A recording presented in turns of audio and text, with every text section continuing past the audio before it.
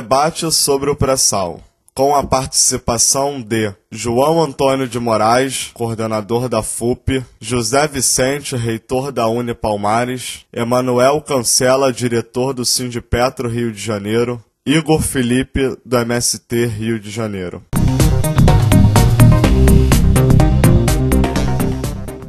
Em quase todas as intervenções que se sucederam nas diferentes mesas de debate do Fórum Social Mundial, o pré-sal era sempre um argumento crítico ou uma referência para falar do Estado e de seus princípios democráticos. Porém, o debate sobre o pré-sal é muito mais amplo, do momento que sua importância econômica será determinada do rumo estratégico que o Estado brasileiro vai definir no próximo futuro. Enfim, é a velha questão, soberania ou dependência. Desde a década de 80, os petroleiros travaram uma luta permanente para impedir a privatização da empresa e do patrimônio da Petrobras. João Antônio de Moraes, coordenador-geral da FUP. Nós resistimos às mudanças que aconteceram no Brasil com relação a esse cenário, desde os anos 90, com o Collor de Mello, depois agravado por FHC e os tucanos, quando mudaram a chamada Lei 2004, que foi uma grande conquista do nosso povo, sancionada pelo presidente Getúlio Vargas em 1953, estabelecendo o monopólio estatal do petróleo e a execução desse monopólio através da Petróleo Brasileiro S.A. Isso perdurou no Brasil durante todos esses anos, inclusive com a Constituição de 88 passou a fazer parte da Constituição Federal esse monopólio, e FHC em 95, com toda a resistência do movimento social brasileiro, mas a FHC quebra o monopólio na Constituição, delega para uma lei ordinária, a Lei 9478, que tirou da Petrobras a exclusividade de atuação nessa área e passou a abrir para a iniciativa privada. Desde essa época, nós sempre defendemos que esse é um bem estratégico da nação, é a principal fonte de energia do planeta e do nosso país. 90% de tudo que se move no mundo se move com a utilização do petróleo e do gás. Portanto, na nossa visão, não é uma mera mercadoria como tentaram vender os tucanos ao Brasil.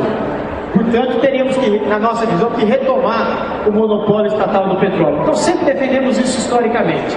Porém, com a descoberta do pré-sal, isso se reforçou do ponto de vista econômico. Aquilo que já era muito estratégico passou a ser também economicamente muito significativo, na medida em que o pré-sal é a maior descoberta petrolífera dos últimos 30 anos, podendo colocar o Brasil com reservas de quais as maiores reservas do planeta, se equiparando a Arábia Saudita, Iraque, as grandes reservas de petróleo do planeta. Agora, efetivamente, só pode se traduzir num bem para o nosso povo na medida em que o nosso povo assuma efetivamente o controle dessa riqueza. Não permita que os interesses internacionais dos países centrais, dos países imperialistas que esbanjam no consumo de petróleo, possam vir aqui extrair essa riqueza através das suas mega empresas e levarem o nosso petróleo embora, a exemplo do que já fizeram com o pau-brasil, com o ouro e inúmeras outras riquezas. Juntamente com a cartilha, companheiros e companheiras, vocês estão recebendo também um quadro comparativo onde nós pontuamos a diferença entre a lei atual, que é o pior dos mundos, na nossa visão, só não é pior, porque na resistência que travamos com relação a mudanças, arrancamos do governo daquela época o compromisso de que não privatizaria a Petrobras, mas a lei atual é das piores leis do mundo. A proposta dos movimentos sociais, que é o que há de mais avançado, de mais moderno, e a proposta do governo, que na nossa visão avança em relação à lei atual, mas fica no meio do caminho. Me somando às palavras que se manifestaram, o pré-sal é de suma importância para o desenvolvimento do Brasil, para a consolidação do desenvolvimento, da qualidade de vida, para a consolidação e uma efetiva inclusão social da sociedade brasileira. Sim. Então, nesse sentido, assim, realmente eu me somo nesse sentido de que o pré-sal realmente, com o avanço da definição das políticas públicas. Então eu vejo o seguinte, até mesmo os sindicatos, as federações, eles têm que ter um compromisso porque aqueles que são filiados, sindicalizados, são cidadãos. E nesse sentido, então, a gente fazer esse trabalho lá de cima e ter esse compromisso, entendeu? Em cada estado, como a Dailton falou, e que é o que a gente tem, inclusive, em relação à Confecom, né, que foi uma batalha muito grande, da gente fazer comissões que levem, né, essa discussão e que fiquem nesse acompanhamento permanente, mas também fóruns, né, para a gente estar levando para a sociedade, trazer essa discussão dentro da Assembleia Legislativa, nas câmaras, com audiências públicas, né? Então isso é extremamente importante. Cada um de nós, a gente somando no coletivo, a gente consegue bastante coisa sim. A gente nessa rede e comprometido. Por quê? Porque a questão do pré-sal é um fato que vai fazer com realmente políticas sociais, o que garante a Constituição em relação aos nossos direitos sociais, realmente eles aconteçam de fato. Com o pré-sal, o Brasil vai vender mais petróleo, multiplicar a exportação de produtos petroquímicos e investir nas energias renováveis.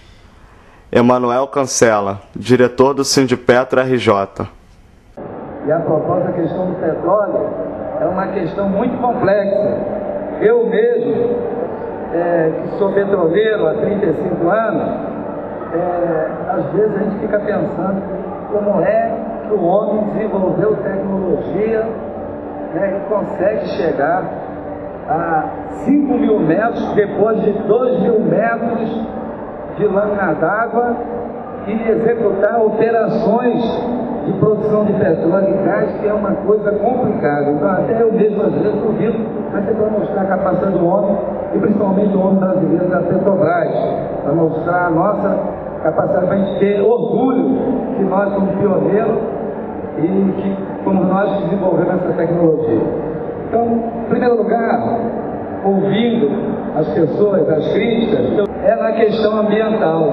Alguns ambientalistas chegam a dizer: por que vocês não fecham os campos de petróleo? E para com isso, porque esse é um grande causador do aquecimento global. É verdade.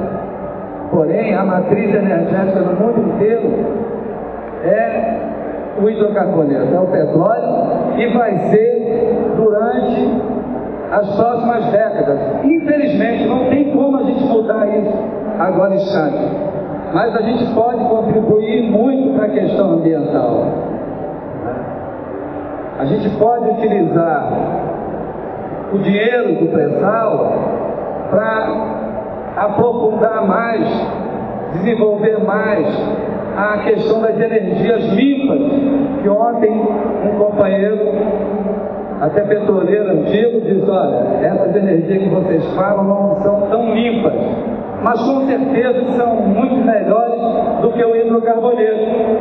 Então a gente tem o sol, que como diz o Bautista Vidal, um grande cientista brasileiro, é a maior usina atômica do universo.